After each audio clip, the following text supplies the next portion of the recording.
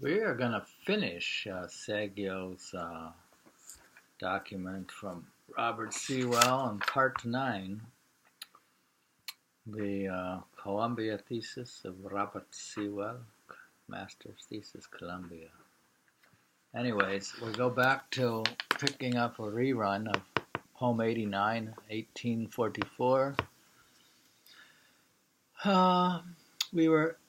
They were asked to, Jakurin asked people to compose a poem. And on his way,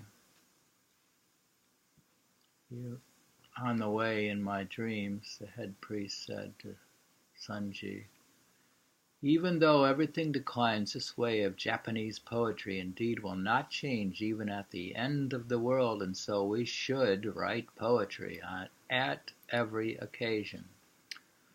I woke with a start and immediately wrote the poems for Jakurin and sent them to him at the end. Huh? At the end, I added this poem, Su no Yon Mo. This is from, we read it last session, but it's so good. If it were not for a dream in which I saw this elegance of Japanese poetry unchanged even in the decaying world, I would have listened as though elsewhere. If I had not, he would have not maybe written it if he hadn't had the dream, or something like that.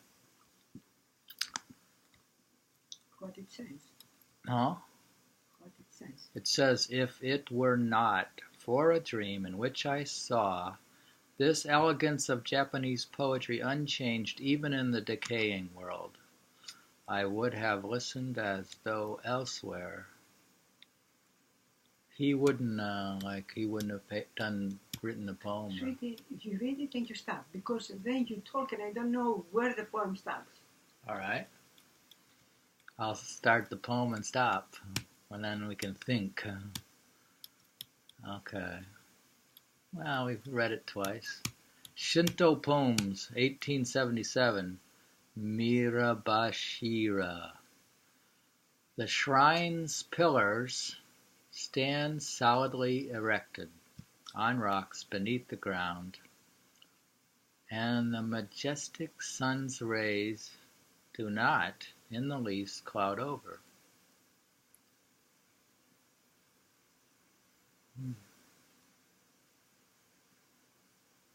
Again,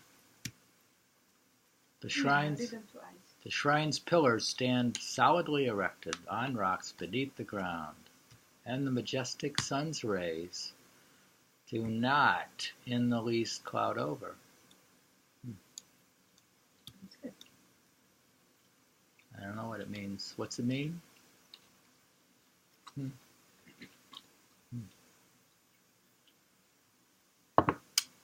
1878.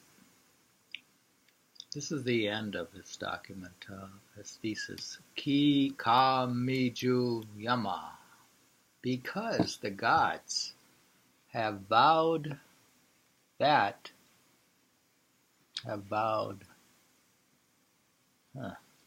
moon over the mountain of the path of the gods will always be bright. How it shines on all under heaven. Read it once more. Because the gods have vowed that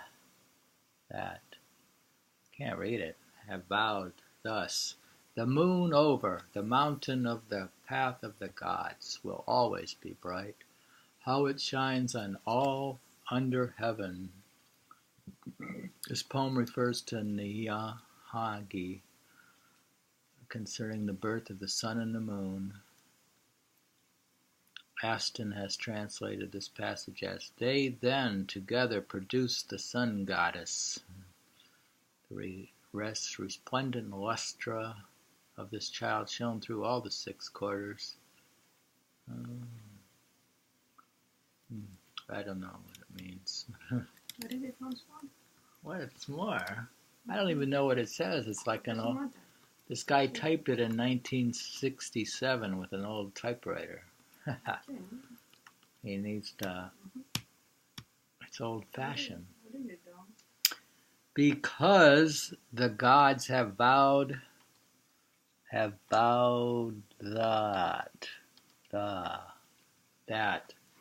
the moon over the mountain of the path of the gods will always be bright, how it shines on all under heaven. Yeah, it's not much to understand. All right.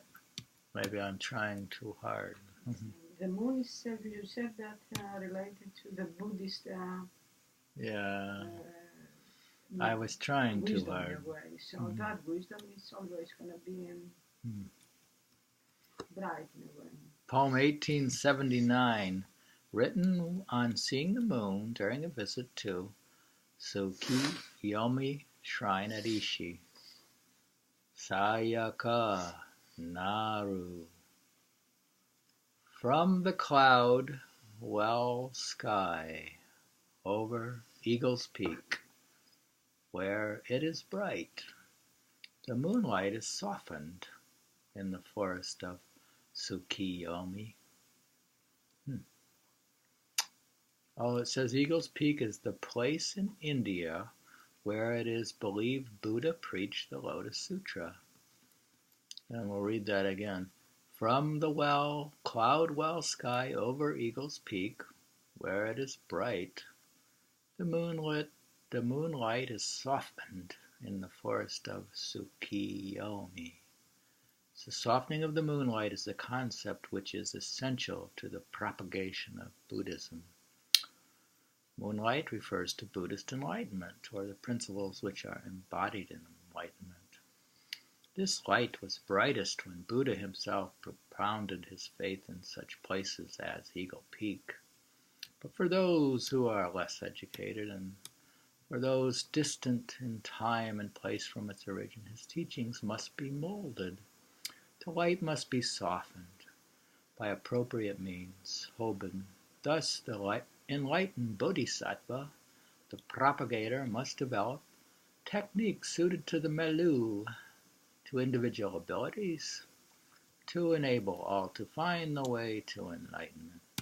To accomplish this throughout the development of Buddhism in India, China, and especially Japan, Buddhists encouraged a fusion of its doctrines with native religion. So for Buddha it was the moon, eh? For the masters today it's the sun. Well, they merged a bit with Shinto. They want to adjust. So here they have a Shinto sanctuary with the goddess here, with the two religions put together, and fundamental. Okay, let's continue with the poem. Next poem. We're almost done here. 1977. A reply poem. Reply poem is it's written in reply to a poem from Lady Harikawa, the mother. He's replying to a poem. Takirari. The moonlight that failed to enter my house, though it broke through the clouds, must have seen from the sky that you were not waiting.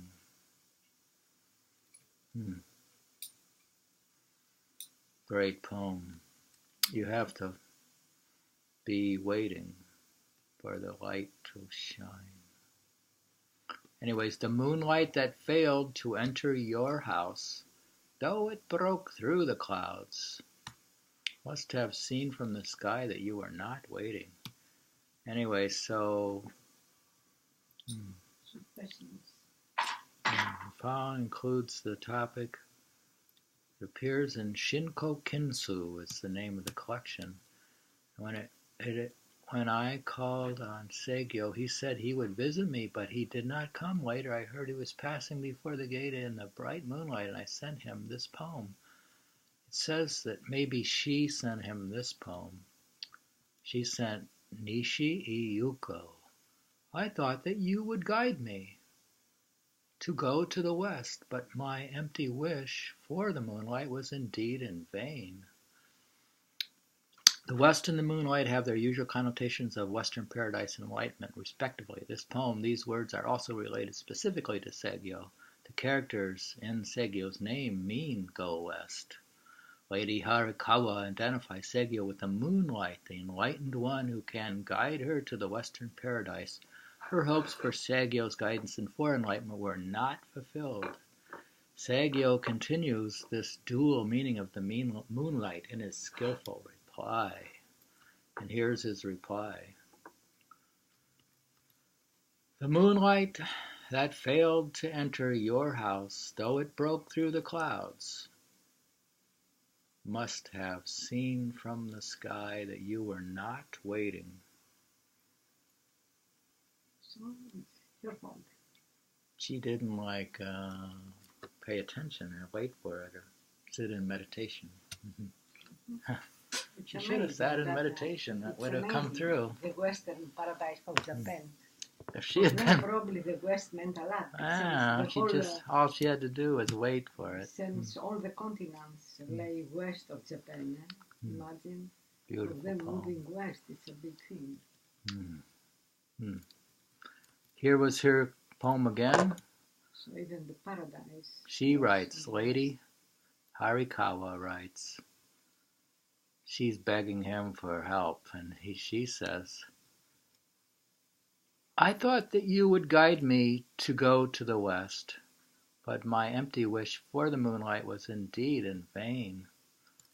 And he replies to her, the moonlight that failed to enter your house, though it broke through the clouds, must have seen from the sky that you were not waiting. All right. She's a busy, high-level lady with the lords and emperors. She was busy. Written about understanding one's consciousness. Okay, why don't you just read some poems? I am 1979. Yami Hariti. The pure moon, which has cleared up the darkness and shines in the sky of my mind, must be nearing the region of the western mountain.